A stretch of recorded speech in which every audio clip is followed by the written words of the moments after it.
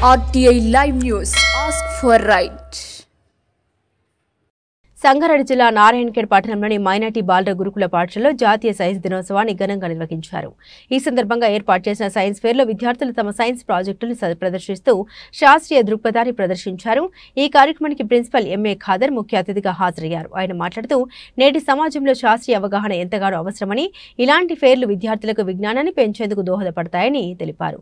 విద్యార్థులు రూపొందించిన ప్రాజెక్టులు ఎంతో ఆకట్టుకున్నాయని, శాస్త్రీయ పరిశోధన అలవాటు చేసుకోవాలని సూచించారు. ఈ కార్యక్రమంలో విద్యార్థులు రూపొందించిన అనేక సైన్స్ మోడల్స్ ప్రదర్శించబడ్డాయి. వాటిలో నూతన ఆవిష్కరణలు, పర్యావరణ పరిరక్షణ, గ్రీన్ ఎనర్జీ, నీటి సంరక్షణ, రోబోటిక్స్ వంటి అంశాలపై ప్రదర్శనలు ఉన్నాయి.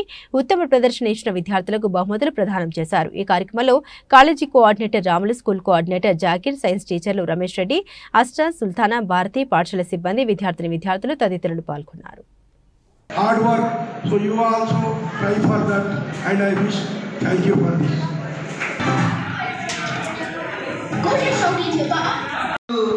ప్రయోగం నిరుపయోగం కావడంతోనే ఆయన పేరు మనం చెప్పుకుంటున్నాం. పని చేసుకుంటున్నప్పుడు ఆ బాలుని లేపి, ఆ ప్రాణాపాయ స్థితి నుంచి లేపి బయటకు తీసుకొచ్చి మొత్తం కడిగి ఇంటికి పంపించడం జరిగింది.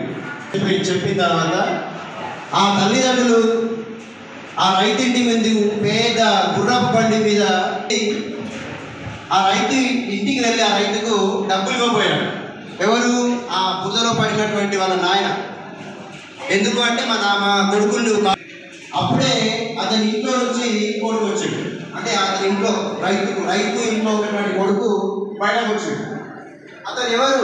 అప్పుడు ఆ వచ్చినటువంటి ఆ ధనవంతుడు, సరే నీ ఇచ్చినటువంటి డబ్బులు తీసుకోవట్లేదు కదా, నీ కొడుకును నాకంగా చదివిస్తానని చెప్పేసి అడిగితే అప్పుడు ఆ రైతు ఒప్పుకోవడం జరిగింది. డబ్బులు ఇస్తే ఒప్పుకోలేదు, కానీ చదివిస్తా అంటే ఒప్పుకోవడం జరిగింది.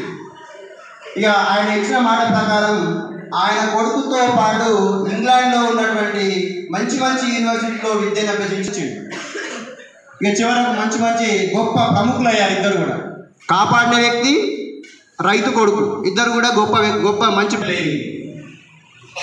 ఆ రైతు కొడుకు ఎవరు? అక్కడ అలెగ్జాండర్ ప్లేయింగ్. ఆ Alexander playing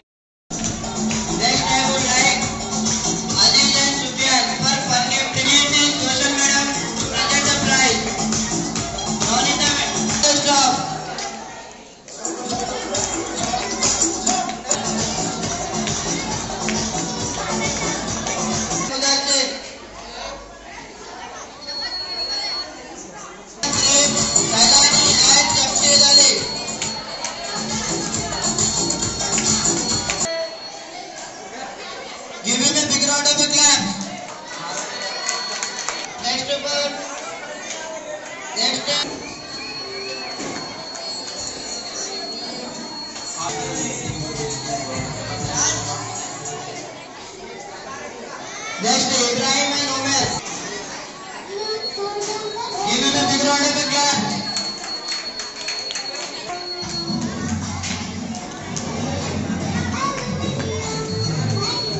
Request J.R. Urdu Madam to present the prize.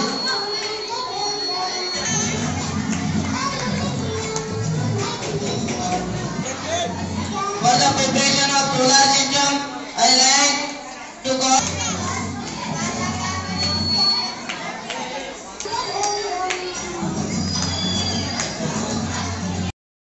Science day చేసుకుంటున్నామంటే 28 ఫిబ్రవరి రోజే ఎందుకు సైన్స్ డే చేసుకుంటున్నాం మనం? ఈ సైన్స్ డే గల హిస్టరీ ఏంటి అంటే, ఇప్పుడు 1928లో సివి రామన్ అనే వ్యక్తి, చంద్రశేఖర వెంకటరామన్ అనే వ్యక్తి ఏం చేశారు? పదార్థాలపైన కాంతి ప్రయోగించి పరిక్షేపణ చెందించి ఫలితాలను తీసుకొచ్చారు.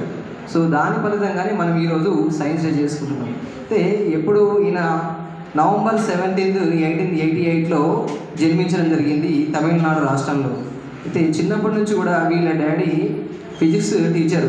సో ఆ పిల్లోడిని వాళ్ళ డాడీని అనుకరిస్తూ ఫిజిక్స్ని, సైన్స్ని బాగా సబ్జెక్ట్ని పెంచుకుంటూ పిహెచ్డి కూడా అందులో సైన్స్లో చేసి ఎన్నో ప్రయోగాలు చేశాడు. లండన్కి వెళ్ళాడు.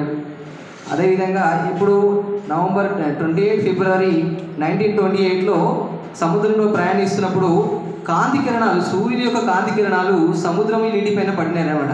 పడుతున్నప్పుడు ఏంది, ఆ సముద్రం నీరు ఎట్లా కనిపిస్తున్నాయి అంటే మొత్తం బ్లూ కలర్లో, నీలి రంగులో కనిపిస్తున్నాయి. అయితే ఈ క్వశ్చన్ ఎప్పుడు వేసినట్టే వాళ్ళకు చిన్నప్పుడు సముద్రం ప్రక్కన వాళ్ళ డాడీ తీసుకెళ్తుంటే వాళ్ళ డాడీ క్వశ్చన్ వేసిండు, ఎవరు, వెంకటరామన్. డాడీ ఈ సముద్రం వాటర్ నీలి రంగులో ఎందుకు ఉన్నాయంటే వాళ్ళ డాడీ కూడా ఫిజిక్స్ టీచర్ అయ్యి కూడా సమాధానం చెప్పలేకపోయాడు. ఆ రోజు కొడుకు అడిగిన ప్రశ్నకి సమాధానము చెప్పలేకుండా నీళ్ళు నమ్మిన పరిస్థితి వాళ్ళ డాడీకి వచ్చింది. సో ఆ రోజు నుంచి ఆయన మదర్లో మా డాడీ చెప్పలేకపోయాడు, ఇది ఏంటి అసలు తెలుసుకోవాలనే ఆలోచన కూడా మొదలైంది. సో ఆయన చదువుతూ ఉన్నత అభ్యాసాలు అభ్యసిస్తూ ఆయన 1928 ఫిబ్రవరి రోజున ఈ సముద్రంలో ప్రయాణిస్తున్న కాంతి కిరణాలు పడ్డప్పుడు కాంతి అనేది పరిక్షేపణం చెంది ఆ 7 లైట్ కాంతి అనేది 7 రంగులో ఉంటుంది. సూర్యుని కాంతి కిరణాలు 7 రంగులో ఉంటాయి. అయితే ఎక్కడైతే వాటర్ పైన పడ్డప్పుడు ఆ బ్లూ రంగులో ఉన్న కాంతి అనేది బాగా వెదజల్లడం జరుగుతుంది. ఎందుకంటే కాంతి బ్లూ రంగులో ఎక్కువ వెదజల్లడం జరుగుతుంది కాబట్టి అది వాటర్ అనేది మనకు నీలి రంగులో కనిపించడం జరుగుతుంది అనే విషయాన్ని మరియు ద్రవాల పైన కూడా పరిశోధన చేసి చేసినందుకే ఆయనకు 1930లో ఆయనకు నోబెల్ ప్రైజ్ ఇవ్వడం జరిగింది. అలాగే 1954లో భారతరత్న ఇచ్చి ఆయనకు సత్కరించారు. నెక్స్ట్ ఇది ఎప్పటి నుంచి మొదలుపెట్టారు ఈ నోబెల్ ప్రైజ్ ఇవ్వడం అంటే 1978 నుంచి 1987 నుంచి ఫిబ్రవరి 28 నుంచి మనం ప్రతి సంవత్సరం సైన్స్ డే చేయడం జరుగుతుంది.